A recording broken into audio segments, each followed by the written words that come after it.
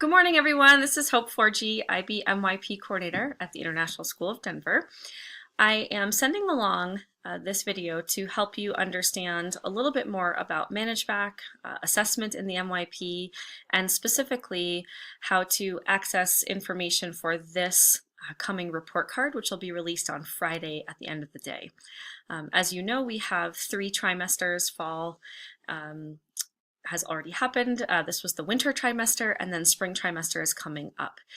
So the fall and the spring report cards are full report cards, which includes all of the MYP final grades along with comments in each subject area.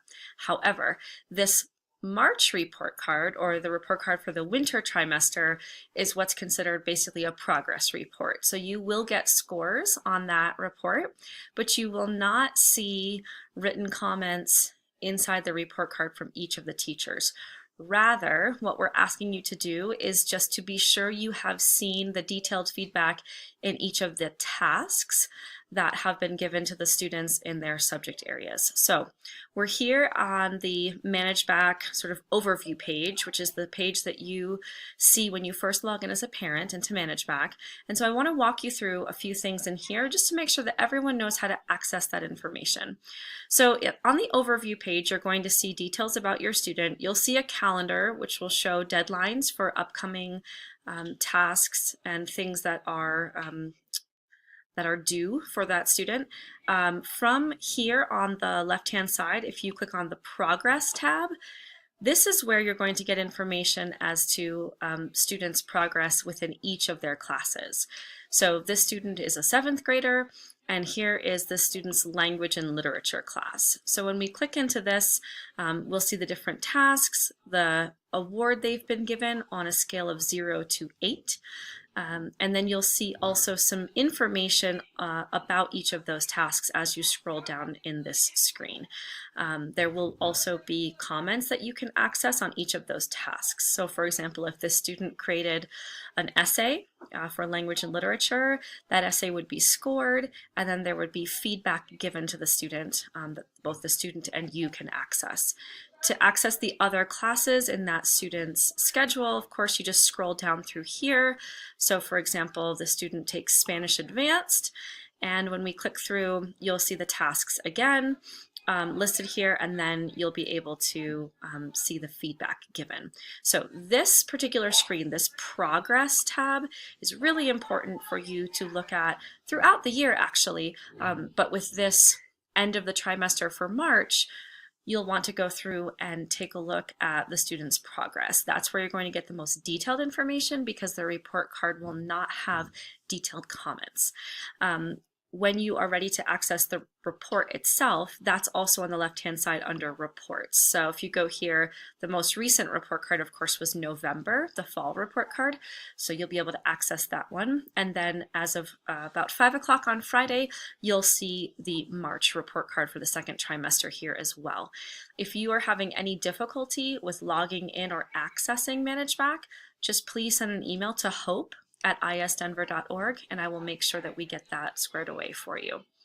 So now that I've gone over a little bit about ManageBac, I want to just touch upon MYP assessment overall, because it's important that you know how to interpret the scores that your students are being given. So I'm going to show you a little Prezi, and it won't take long, so thank you for bearing with me.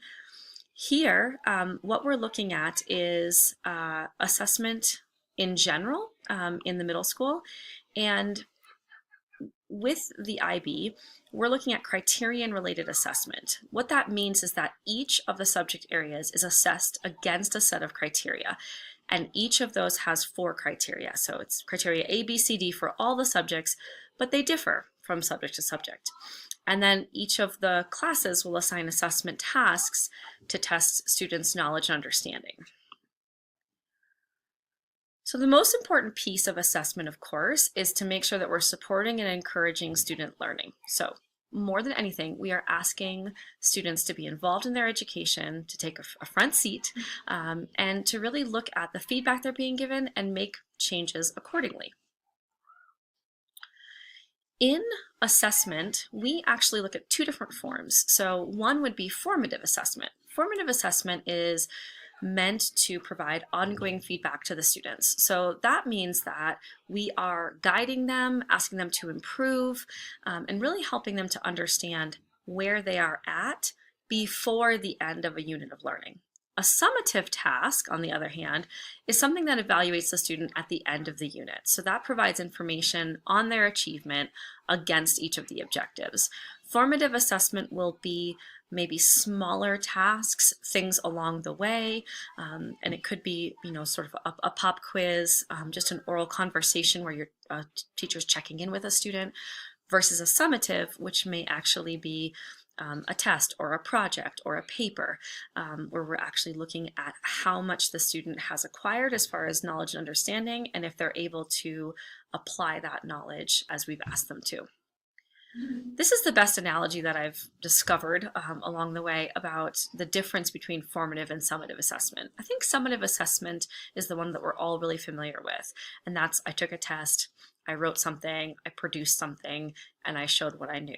That's really, if we think about our students as plants and using that garden analogy, then this is just measuring the plant. Simply seeing how tall the plant is, and it doesn't affect its growth. But formative assessment is actually like feeding and watering the plant. So that's delivering something to address the need that the student has, which is directly affecting their growth.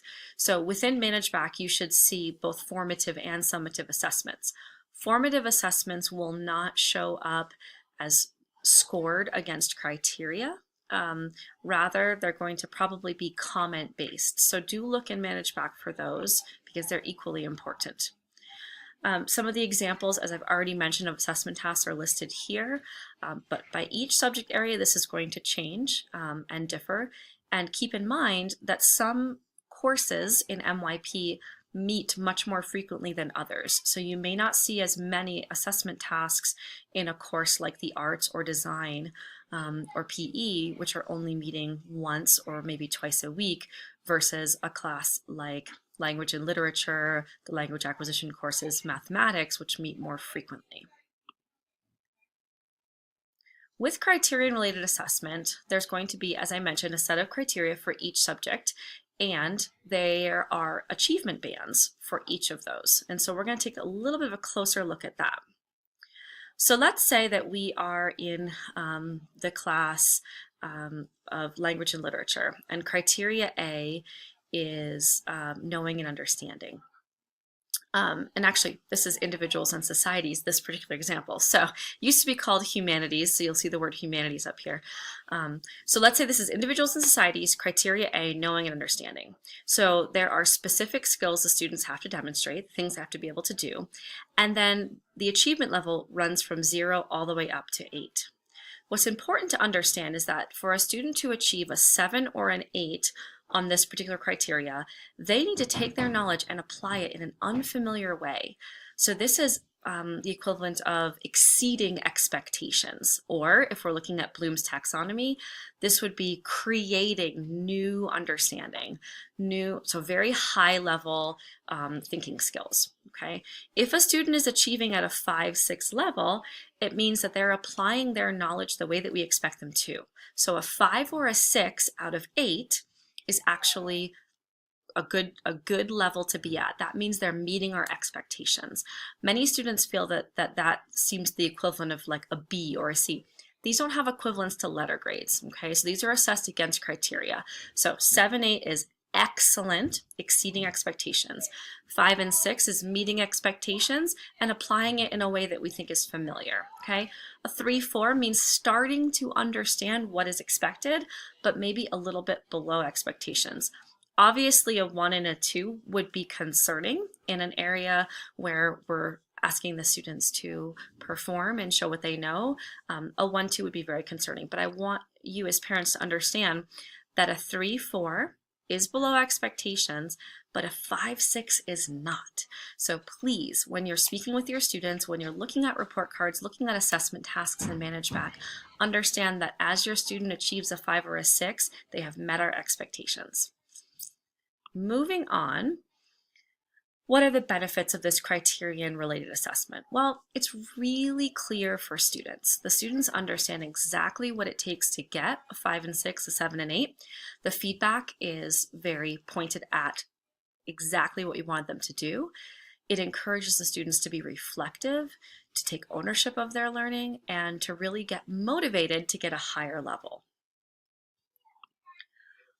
All right, so I hope that that has been really helpful for you in understanding a little bit more about our assessment overall, and then how to get through your ManageBac account to see your students' progress. Remember, you can log into ManageBac anytime, and please get in touch with myself, Richard Royal, or any of the teachers directly if you have questions related to how we're assessing. You'll be receiving an email about parent-teacher conferences. Parent-teacher conferences at the middle school level are optional. So if you have not directly heard from a teacher, if they haven't reached out to you to ask you to come in, please understand that those are optional. We hope that this ManageBac system gives you lots of feedback, and our reporting structure gives you enough feedback that you understand exactly where your student is at, and that hopefully it's convenient for you to maybe not have to come in and meet with all 8 subject areas.